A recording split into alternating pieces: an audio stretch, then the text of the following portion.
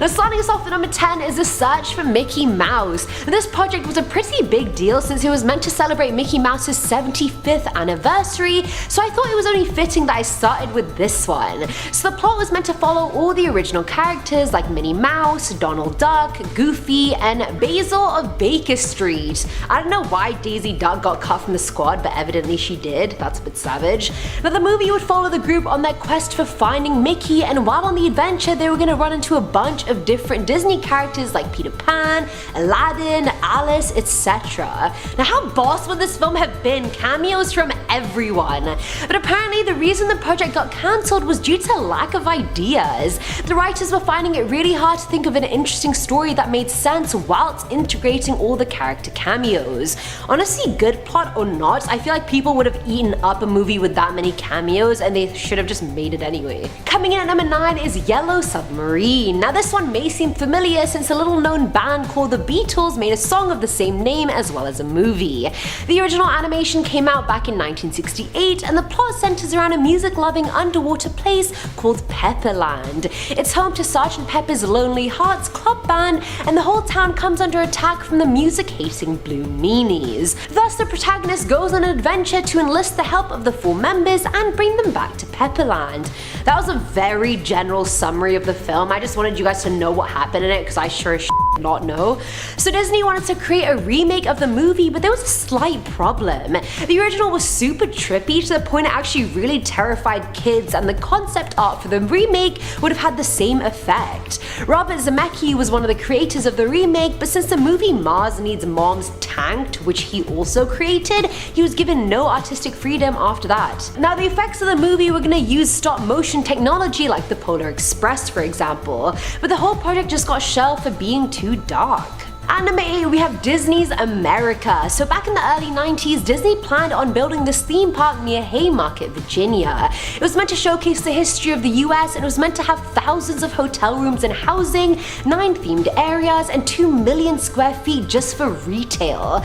The areas were meant to be Crossroads USA, Civil War Fort, Native America, President's Square, Family Farm, Enterprise, We the People, Victory Field, and State Fair. The behemoth of a project with a $650 million budget was meant to open in 1998, but that did not happen. Upon its announcement, it had a lot of support from political officials like Governor Douglas Wilder and George Allen, but opposition to the project was a lot louder than expected from Project History America. They believed the theme park would desecrate the ground over which so many men fought and died on, but then again the park would have honored the country's history, so was it really desecrating it? I don't really know. The American Farmland Trust opposed the project as well, and even nearby towns started changing their opinions.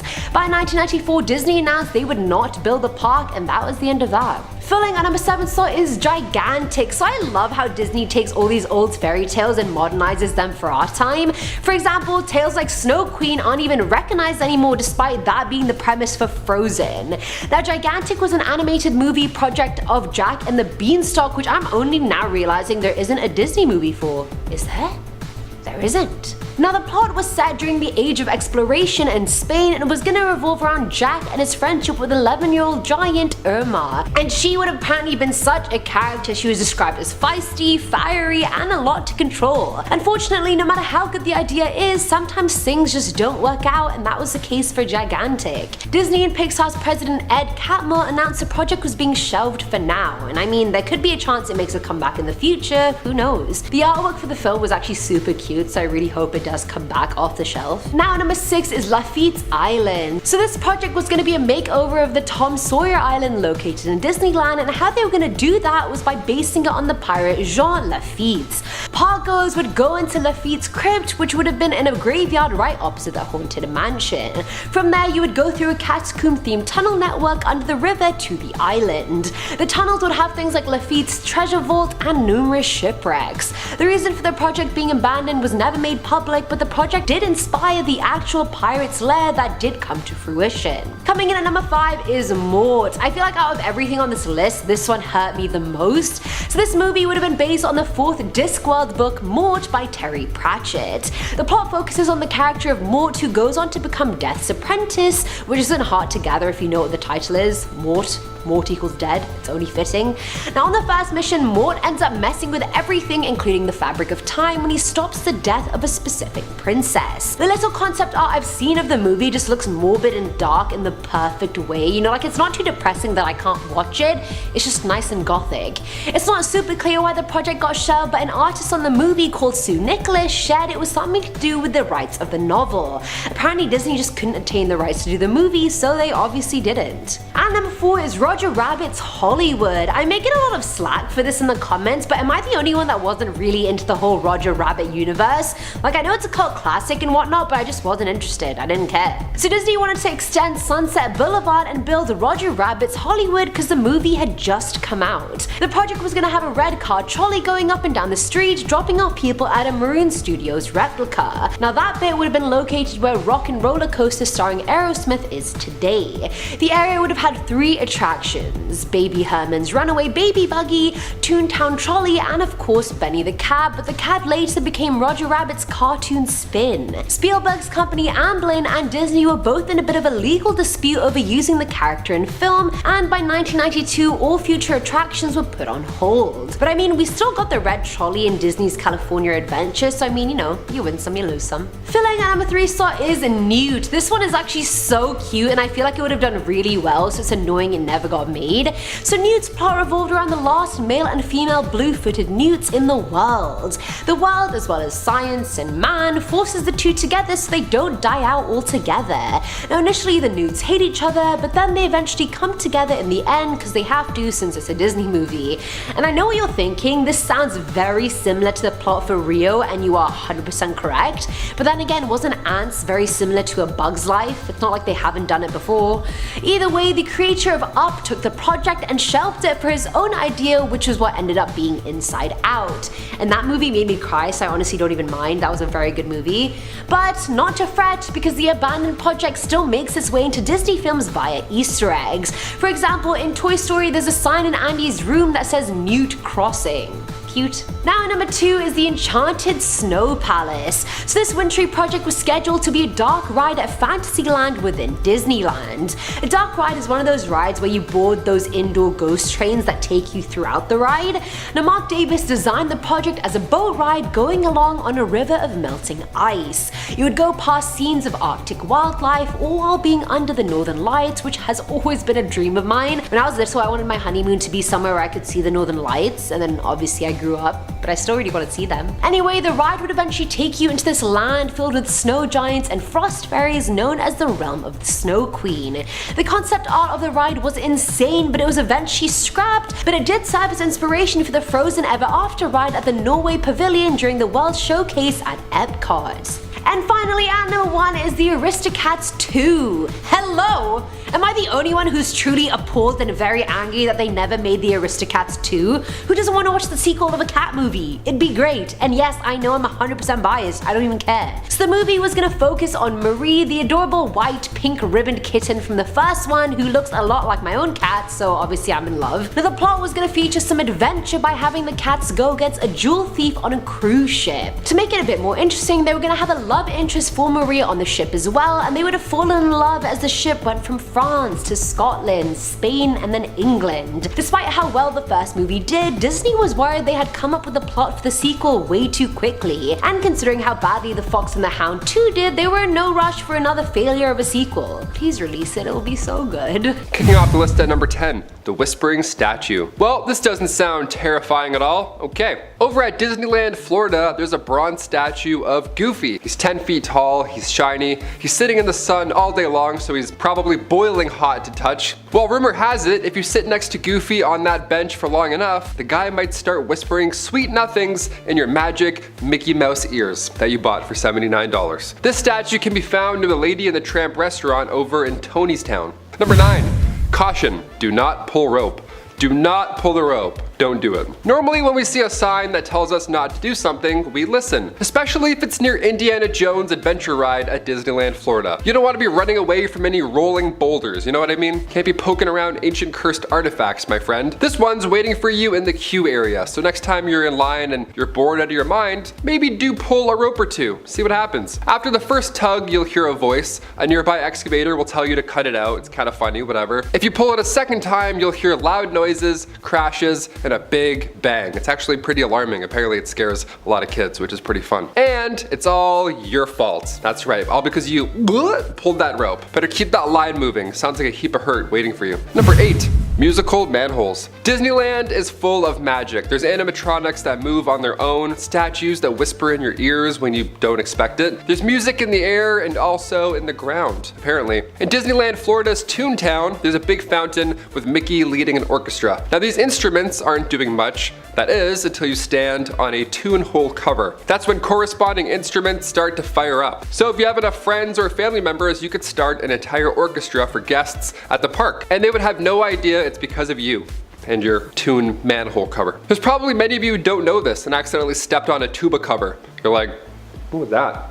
Number 7, hidden Mickeys. When Walt Disney himself said, "I only hope that we never lose sight of one thing, that it was all started by a mouse," I got to thinking, which mouse? Was it Stuart Little? Who was he talking about here? Was he talking about the mouse with an ear on its back? That's always a fun one. Or Mickey Mouse, of course. The iconic 3 circles that puts your imagination to the test. If you're visiting Disney Orlando anytime soon, keep an eye open for the hundreds of Mickey Mouse symbols hidden around the park. Yep, they're hidden in the walls, the floors, paintings. In total, there's rumored to be over 1,000 hidden Mickey Mouse logos. Number 6, no more dragons. Disney's Animal Kingdom was originally supposed to have even more animal goodness. Can you believe that? Even more magic. The park originally planned for 3 types of areas, 3 different themes. Animals that are real, animals that are real but now extinct, and animals that are mythological, like unicorns or even dragons, per se.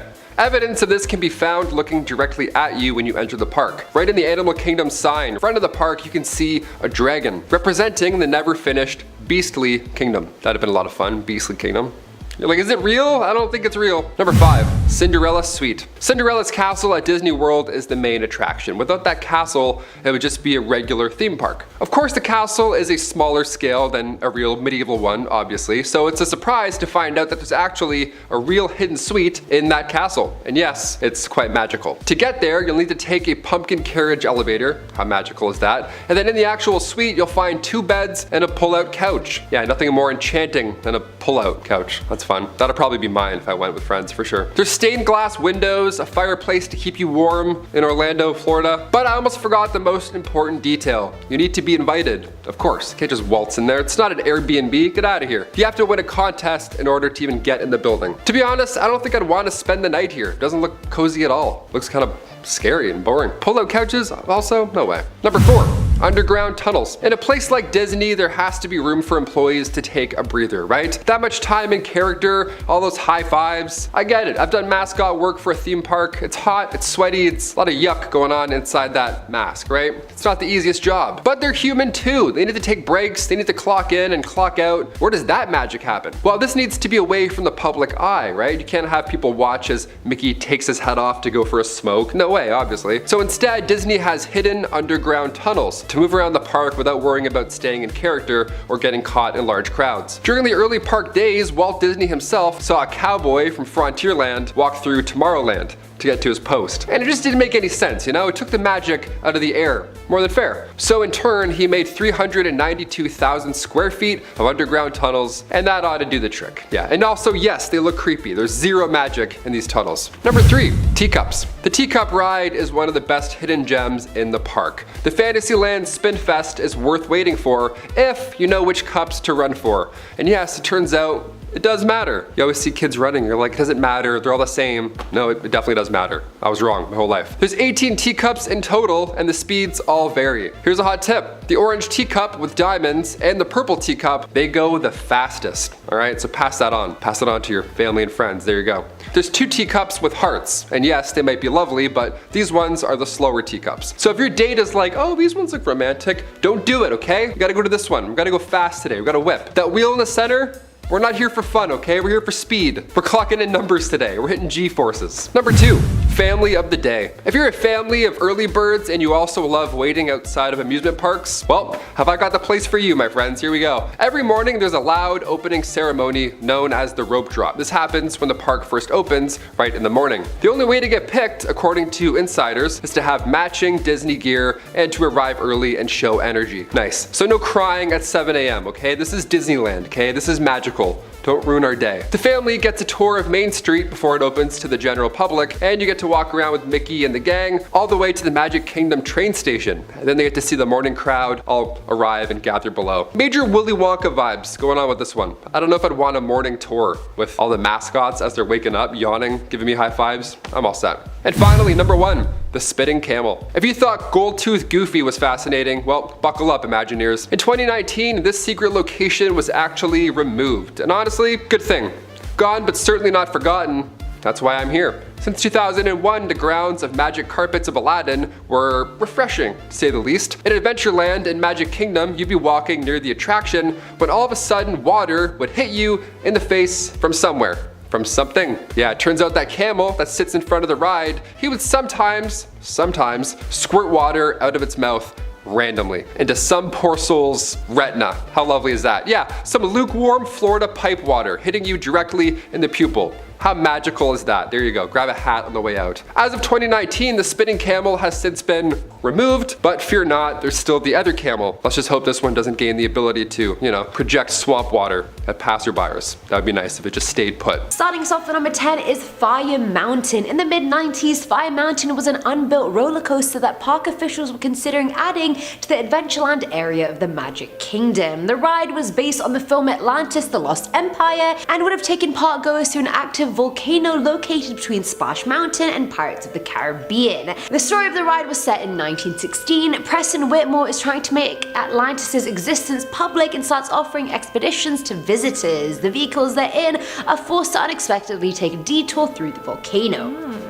But the whole plan was cancelled due to the film doing shockingly bad and underperforming at the box office. The ride was originally designed to be built to compete with Universal Studios' Islands of Adventure, but after visiting it and basically realizing that it was a mess and no threat to Walt Disney World, they decided to just cancel the whole construction of this ride. Before we visited them, they're like, this ain't They're like, oh, this is our competition. Yeah. Never mind.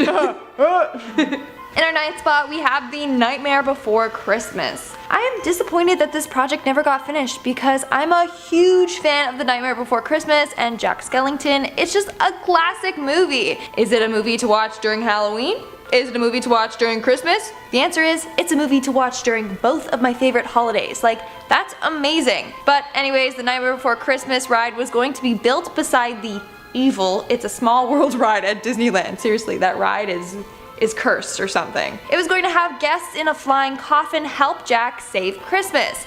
And at the end of the ride, it was going to show Jack and Sally hugging in the snow. How cute. But for some reason, the project was scrapped. However, every year from Halloween to Christmas, Disneyland redecorates the Haunted Mansion ride to be Nightmare Before Christmas themed. So, in a way, we get our nightmare fix, but not in the way that they originally intended. At number 8, we have Pop Century Resorts. The foundation of the resort had 2 parts to it, the legendary years and the classic years, and those 2 parts were connected by a bridge called the Generation Gap. Very literal and ironic, I know, but the legendary years would have represented the 1900s all the way to the 40s, and the classic years would have represented the 50s, 60s, 70s, 80s, and 90s. The original plan was for the resort to open in 2001, but then due to construction delays it was pushed back another year. And then 9/11 happened, which plummeted tourism to basically nothing. The opening was then postponed again because there was zero demand for hotel rooms. Construction on the classic years side continued until its opening in 2003, but the legendary years side hasn't been touched since 2001. In 2006, Disney announced they would restart construction on the abandoned side, but that never happened. LOL. In 2010, it was announced Disney's Art of Animation Resort would be replacing the legendary side, but the original buildings still stand. As for the classic years side, we don't talk about that no more. Making our way down the list at number 7, we have the Food Rocks. Food Rocks was opened in 1994 and featured a musical show with animatronic figures. Kind of like the Chuck E. Cheese band, but more classy in a way and less scary. I don't think it can be classy in any way. Well, I don't know, but the Chuck E. Cheese band is terrifying with their They really are. evil eyes. The Food Rocks was an animatronic show in the Land Pavilion at Epcot. It opened in 1994 and was all about the importance of eating healthy. The animatronics were different types of food, but with human features. They then would make funny parodies of songs like "Every Breath You Take" was "Every Bite You Take." That's a great song, first of all. Just wanted to put that out there. The vaudeville style show was basically meant to teach kids about the 4 food groups, but was eventually shut down in 2004. But according to Modern Mouse Radio, the whole stage was left intact and is just hidden behind the walls. Even the animatronic figures are said to be resting behind the walls, so while you're queuing up for that flight simulator ride, just remember those singing food items are right there. Ew. Can you imagine if they just started singing all of a sudden? They're like, "Every bite you take." Dude, I'd get so scared. I'm like, where's this coming What is from? this coming from? Are you hearing that? Like, where is that? It's so creepy. In our 6th spot, we have the Beastly Kingdom. The original plans for the Animal Kingdom was supposed to incorporate 3 categories of animals: real, extinct, and imaginary. So the Beastly Kingdom was supposed to be a section of the Animal Kingdom Park that focused on mythological animals. They had plans to have a quest of the Unicorn Hedge Maze, a boat ride based on Fantasia, and even a massive castle home to a fire-breathing dragon. Like, that sounds awesome. And that castle's dragon was planned to be the largest animatronic creature in the whole park. Now, there is no conclusive reason as to why this idea was abandoned, but every year there is new hope that Disney will follow through with this idea. Coming in at number 5 is Walt Disney's Riverfront Square. Okay, so this project was a huge deal because it was meant to be Disney's second park after the one in California. Now, if you weren't aware, Walt Disney grew up in Missouri, so in 1963 he met up with St. Louis's mayor to talk about the plans. It was meant to be a theme park right by the riverfront area, which worked out since the area was already undergoing renovations due to a city celebration. The park would have taken up 2 blocks and its entrance would have been very similar to Disneyland's Main Street one. Attractions like the Haunted Mansion, Pirates of the Caribbean, and the Western Riverboat ride were all meant to be at this park. Unfortunately, the plans for the park completely fell through in 1965 due to financial and ownership issues. Walt then turned all his focus to the Walt Disney World in Florida, and I mean, it's a good thing he did too. That one's vibing. At number 4 is the People Mover. So this ride was essentially a transport attraction that opened up at Tomorrowland at Disneyland, California back in 1967. Parkgoers would board these small trains that toured around Tomorrowland from above, and as fun and safe as that ride sounds, it really wasn't. A month into the ride being in operation, a 16-year-old guy tripped and fell onto the track, and the oncoming trains crushed him and dragged his body for a few hundred feet before actually stopping. Can you imagine having a death only 1 month into the ride opening? That is not a good track record. And no, that is not the only death the ride caused. Was that a pun intended? Yes. This is not a good track. That was clever. I like that. But seriously, that is terrifying. But that wasn't the reason why the ride was closed. The ride was closed in August of 1995 because the Disney team thought that it was too old school. As a result, it was replaced by the Rocket Rods 3 years later, which then didn't last too long as well. But not to fear, a lot of the pieces of the train from the original ride are still used in other parts around the resort. And the track is still in Tomorrowland, just unused. In 2010, Disney announced that the ride was coming back. But it's been 10 years and nothing has happened, so let's just hope that they get that whole death by ride thing figured out. We don't need any more of those. 10 years, I don't think the comeback's happening. No, it's definitely not. Coming in at number 3, we have Cranium Command. The Wonder of the Life Pavilion had a short-lived life. It opened in October of 1989 and closed in 2007. The pavilion was designed to be educational yet fun. It focused all about the human body. Now, one of the rides at this attraction was called Cranium Command. For this ride, guests were sent on a mission into the human brain of a 12-year-old boy. Yeah, not creepy at all. You were then called a Cranium Commando, and alongside Buzzy, a tiny soldier, you would help complete this mission. Not gonna lie, I've seen footage from this ride and it looks really creepy. So you're inside a theater that is designed to look like you're inside this boy's head. So you're inside his head looking out of his eyes, seeing what he is seeing. Then it's kind of like a simulator ride where you just watch the story unfold while your chair vibrates and moves to whatever is happening. But unfortunately, this ride was abandoned after having one of their sponsors back out. Now at number 2 is Discovery Island. This 11.5-acre island is located on Walt Disney World's property and was actually open to guests between 1974 to 1999. Walt bought the island in 1965 and it was initially called Treasure Island. Parkgoers went there to look at wildlife because it was essentially a miniature zoo. You could look at animals like flamingos, swans, and more. Fun fact, the island's facilities were the last known home of the dusky seaside sparrow before it went extinct. Things got ugly in 1989 when Peter accused Disney of mistreating vultures that landed on the island. Disney actually even confirmed this by saying some of the birds died while employees tried to capture them. Officials then charged him with 16 counts of animal cruelty, but they were eventually dropped. The island closed in 1999 for undisclosed reasons, and all of its animals got moved to Disney's Animal Kingdom. The island is still there, just sitting there abandoned with zero signs of development. Funnily enough, a man went to the island in April of this year during the pandemic. He called it a tropical paradise and had no idea it was off limits. He was soon arrested. And finally, in our number 1 spot is River Country Park. River Country Park opened in 1976 and was the first water park at Walt Disney World. The park was designed to look like a swimming hole and had fake mountains with water slides. But a lot of tragedy occurred at this park, which contributed to being shut down. In 1980, a boy was killed at the park after getting a bacterial infection from one of the pool's water.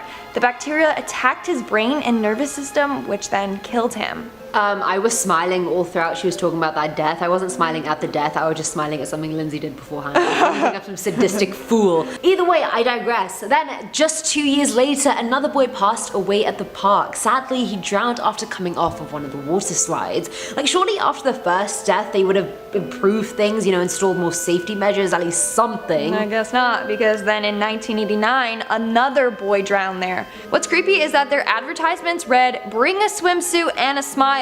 You're likely to wear both out at River Country." More like, bring a swimsuit and a death wish. Like, seriously, it's tragic what happened there. Oh god. The park then closed its doors in November of 2001, but most of it is still there. In fact, some say that the park is now haunted. People have speculated that the land is permanently cursed with bad luck, which is what makes it very attractive to urban explorers who go there. We should go there for a future video. Oh, I don't know about that.